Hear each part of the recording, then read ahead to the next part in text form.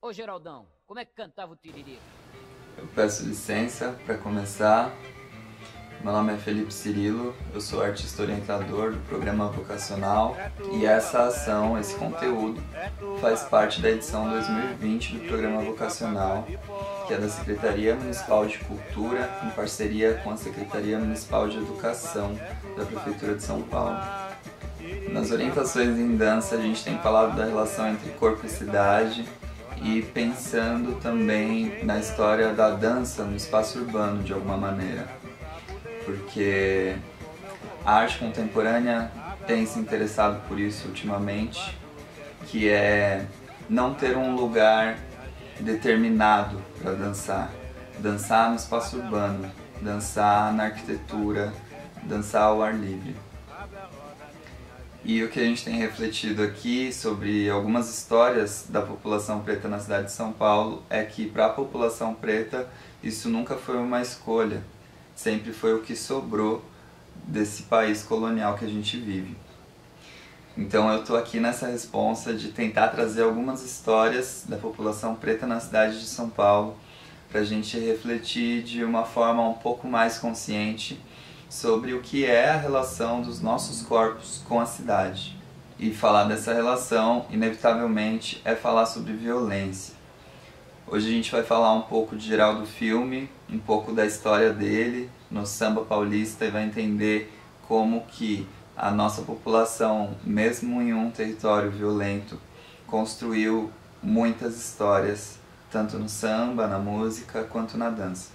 Mas antes de entrar na trajetória do Geraldo Filme, na nossa história com a cidade, eu preciso contar para vocês um pouco sobre o que eu estou planejando compartilhar para os próximos vídeos. São algumas estruturas de dança, são alguns exercícios inspirados na dança de ataque. O que é a dança de ataque? É a prática realizada e criada pela Cile Coletiva, que é uma organização preta aqui de São Paulo, interessada na unidade do povo preto por meio da dança principalmente. E por que dança de ataque?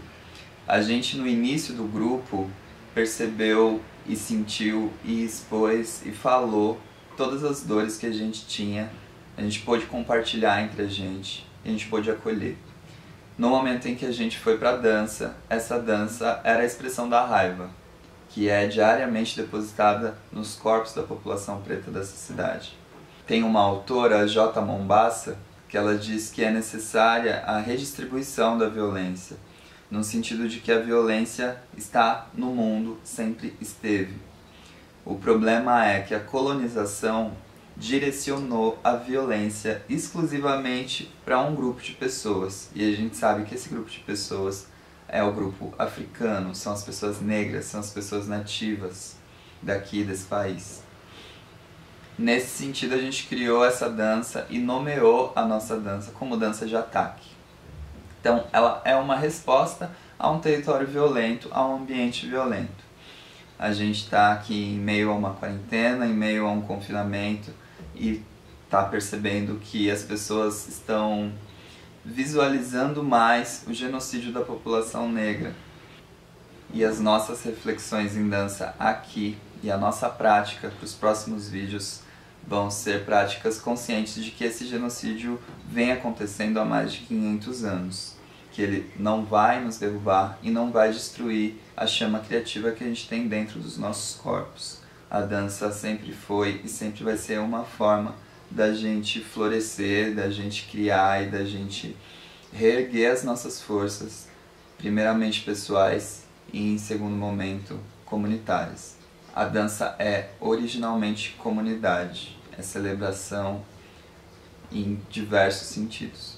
É um fortalecimento que a gente vê nas escolas de samba, por exemplo, de São Paulo. E aí a gente vai um pouco para a história do Geraldo Filme. Geraldo Filme nasceu em 1929 e veio para São Paulo, do interior do estado, ainda pequeno. Zeca da Casa Verde era um dos maiores amigos do Geraldo Filme. Na infância eles trabalhavam juntos, dois meninos pretos no bairro da Barra Funda, Campos Elíseos. já com 13, 14 anos de idade, trabalhando nas ruas entregando marmitas. A mãe do Geraldo Filme era dona de uma pensão na Avenida Rio Branco e ela fazia essas marmitas que os meninos entregavam. Aí lembra do Largo da Banana, na Barra Funda, que a gente falou no outro vídeo? Ali no Largo da Banana, esses dois meninos que trabalhavam o dia inteiro, eles ficavam ali no final da tarde, porque era quando começavam as rodas de samba, quando começavam as rodas de tiririca também. Era ali que Zeca da Casa Verde e Geraldo Filme aprendiam o que era o samba com os mais velhos, ou seja, na rua. Voltando ao início do vídeo, se a gente está em um território onde para a população negra nunca houve escolha, sempre foi a rua uma alternativa pelo fato de que a colonização não nos reservou um lugar aqui, mesmo depois da Lei Áurea, é fato que homens negros iam para a rua para buscar, seja conhecimento, seja diversão, seja o sustento da família, assim como mulheres negras também iam para a rua para buscar tudo isso. Ou, como era mais comum, iam para as casas dos barões do café nos bairros mais ricos naquela época, e centrais também, como Higienópolis e casas da Avenida Paulista, que era onde trabalhavam as mulheres do bairro do Bexiga, por exemplo. E ainda nesse contexto das mulheres, o Geraldo Filme conta em um livro sobre Dona Eunice no Lava Pés, que é a madrinha do Lava Pés, que é a escola de samba que existe até hoje no bairro da Liberdade, sobre Dona Olímpia no Bexiga e sobre a Donata, que foi uma mulher negra na Barra Funda que puxava o samba dos cordões carnavalescos muito antes do microfone, da caixa de som. Ele dizia que ela era aquela mulher que tinha a voz do terreiro, ainda daquele samba rural, lá de Piracicaba, lá de Pirapora.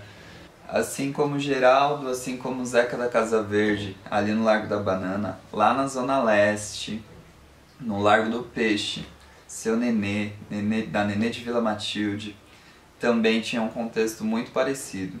O Largo do Peixe era um lugar de comércio de peixe na Zona Leste, e foi ali que foi fundada a Escola de Samba Nenê de Vila Matilde. Mais uma vez, a nossa população em um largo, em um espaço comercial, um espaço de troca, construindo a nossa história. Inclusive o Largo do Peixe era outro ponto da cidade onde se fazia também a tiririca. Outra figura importante também do samba paulistano e na trajetória do Geraldo Filme foi Toniquinho Batuqueiro, também do interior de São Paulo, também veio para a cidade quando pequeno ainda, e fez parte de um grupo junto com o Zeca da Casa Verde e o Geraldo Filme. O Toniquinho trabalhava em São Paulo como engraxate, então ele era um daqueles meninos que chegavam no samba com caixote de engraxate, e era ali mesmo que ele batucava junto com os mais velhos para aprender. Aí tem algumas histórias interessantes para a gente entender melhor como que os corpos desses homens negros eram lidos no espaço urbano, eram lidos na cidade, praticando principalmente um samba que era proibido pela polícia. Depois de um determinado horário, a polícia prendia quem estava na rua fazendo samba. Palavras do próprio Geraldo Filme num dos trechos do ensaio que ele gravou para a TV. Tem algumas entrevistas com histórias como, por exemplo, essa. O Toniquinho Batuqueiro, ele muito amigo do Geraldo Filme, ele pediu emprestado para o Geraldo alguns ternos da tinturaria onde o Geraldo passou a trabalhar, depois de trabalhar entregando as marmitas da mãe dele, alguns anos depois. E aí eles usavam esses ternos no final de semana, e eram às vezes ternos de clientes dessa tinturaria. O combinado era que se você pegou o terno emprestado, você usa, mas você não rasga ele, se sujar você lava e devolve limpo. Outra história interessante com os ternos foi quando o Toniquinho conheceu o Pato Nágua, que era um apitador da bateria da Vai Vai, lá no Bexiga. Ele viu o Pato Nágua muito bem vestido, em um terno branco, gostou, elogiou o terno do Patunágua e disse: poxa, me vende esse terno, Patunágua. Patunágua enrolou Toniquinho várias e várias vezes, disse: tudo bem, eu vendo pra você, mas depois eu te entrego, vai lá na minha casa buscar. E encontrava de novo na rua e tudo bem, mas você não me pagou ainda, e o Toniquinho pagava de novo. Porque o Patunágua era muito temido por todo mundo, ele era muito grande, muito bravo. Todo mundo relata que ele agredia mesmo muita gente e que todo mundo respeitava ele por isso. Assim como ele era também um grande compositor na bateria da Vai Vai, muito respeitado. E compra e recompra. Toniquinho conta que algumas vezes ele chegou a pegar realmente o terno com Patunágua, mas Patunágua sempre pedia de volta esse terno. Era quase que uma disputa por aquela vestimenta. Tem outro fato também, que aos 14 anos, tanto o Toniquinho, quanto o Zeca, quanto o Geraldo Filme, tinham um grupo de samba e eles eram uniformizados, eles se apresentavam uniformizados, cada um com um terno azul marinho. Isso faz a gente refletir em o quanto um território que trabalha pela morte da população negra faz com que essa população se preocupe o tempo todo com a sua vestimenta. Isso acontece com a gente até hoje. E mais, essa vestimenta sempre tem que estar muito próxima do que é a norma branca de se vestir. O terno não está na origem da cultura africana. As nossas roupas, na nossa origem africana, elas não são aceitas nesse território. Só é aceito aquilo que mais se aproxima da cultura branca, da cultura europeia. O fato é, esse período da história do Geraldo Filme é um período da história onde surge a eugenia na Europa e tem forte trabalho aqui em São Paulo, principalmente pela imigração. É o período de maior chegada da imigração, é o final, na real, da imigração. A imigração começa a ser encerrada em 1930. Mas desde 1888, o processo de imigração europeia para São Paulo é muito intenso. Em torno de 1890, a cidade de São Paulo tinha cerca de 40 mil habitantes. Já em 1920, essa população já chegava a 580 mil, ou seja, 540 mil imigrantes chegaram de uma vez na cidade de São Paulo. Como eu falei, o que interessava é o que se aproxima mais da cultura branca, o que se aproxima mais de uma norma branca de vida. Por isso é tão importante a gente olhar para a história de mulheres como Donata, como Dona Eunice, homens negros como Zeca da Casa Verde, como Geraldo Filme, e entender tudo o que eles criaram nessa cidade, nesse contexto. Mas uma prova desse contexto violento que a gente vive até hoje é que em 1875 a cidade proibiu a dança, por meio das leis, por meio de alguns códigos de postura que eles criaram aqui na cidade de São Paulo. São proibidos os batuques e cateretês dentro da cidade e suas povoações sob pena de multa a quem consentir em sua casa ajustamento para esse fim. Outra lei. É proibido, depois do toque de recolher, a assistência de escravos em funções de danças, qualquer que ela seja. Essas são só duas das muitas leis que constituíram esse espaço urbano, que constituíram essa sociedade onde a população negra vive hoje.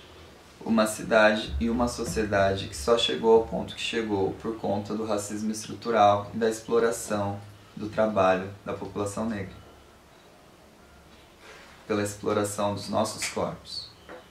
Para arrematar a trajetória do Geraldo, a gente vai lembrar um samba dele, que é muito importante e que é em homenagem ao Patunágua, aquele homem enorme, de quase 2 metros de altura, que botava medo em todo mundo no Bexiga, apitador da bateria da Vai Vai, criador do break da briga, que era um break da bateria em que os integrantes da bateria simulavam uma briga, assustavam todo mundo, aquilo lá, e de repente ele apitava e voltava todo mundo no ritmo, na cadência do samba.